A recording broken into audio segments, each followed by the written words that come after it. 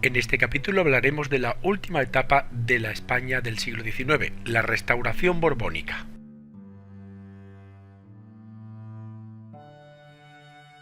Y empezaremos explicando qué fue la alternancia en el poder.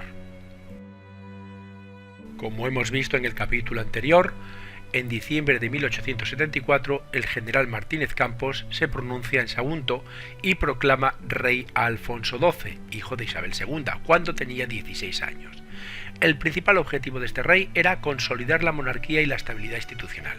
Para ello tenía que hacer de mediador entre todas las partes, ganándose el sobrenombre de El Pacificador. El verdadero ideólogo de todo este engranaje político fue Antonio Cánovas del Castillo, que tenía dos objetivos muy claros: garantizar el orden social sin revueltas ni pronunciamientos militares. Para ello hizo una constitución, la de 1876, en la que había una soberanía compartida entre el rey y las cortes bicamerales, y el Estado sería a partir de ese momento confesional. Esta constitución debía ser muy abierta para que ganase quien ganase, todo el mundo estuviese contento y pudiera haber una alternancia en el poder, impidiendo los pronunciamientos militares. Y el segundo gran punto de Antonio Cánovas era pacificar el país.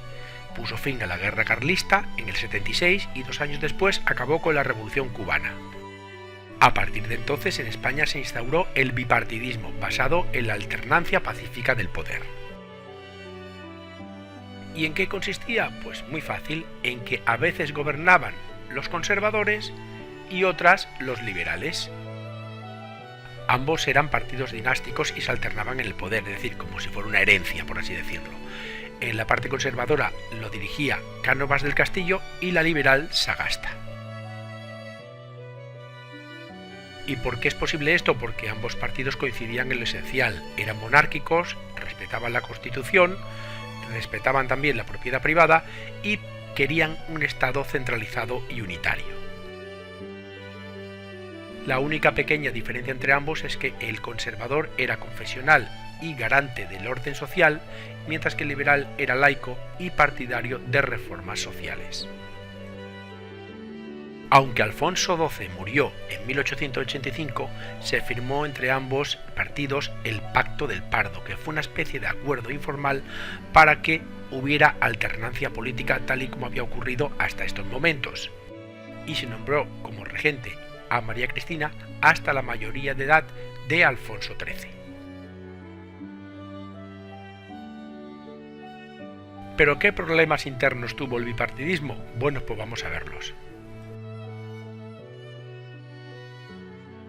El primero de todos fue el caciquismo, que era típico sobre todo de zonas rurales. Fue una forma de orientar el voto y había tanto caciques liberales como conservadores. Las tácticas usadas fueron el falseo de actas, la compra de votos, amenazar a los electores, etc. El pucherazo fue otro método usado para la alternancia en el poder, tanto de liberales como conservadores, es decir, para poder turnarse en el poder. ¿Y en qué consistía? Pues en guardar votos o papeletas en un puchero y añadirlos o sustraerlos dependiendo del resultado que se quisiera.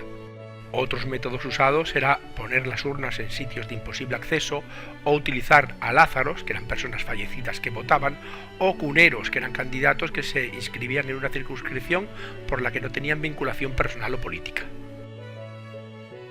Y el afianzamiento del Estado centralista provocó el surgimiento de nacionalismos que reivindicaban el reconocimiento de su propia identidad nacional. Por ejemplo, en Cataluña surgieron partidos como Unión Catalanista y Lliga Regionalista que pedían mayor autonomía. En el País Vasco nació el PNV, que surgió como protesta a la supresión de los fueros, o en Galicia Rexurdimento, que fue más bien un movimiento de carácter cultural y literario. Y en medio de esta vorágine surgió una nueva crisis, que se fraguó en 1895 con una nueva insurrección en Cuba.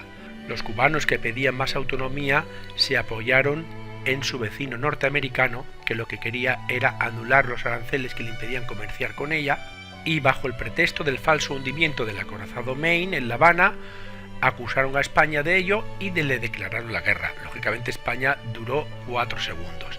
Y finalmente firmaron el Tratado de París en 1898, en el que España reconocía la independencia de Cuba, Puerto Rico y Filipinas.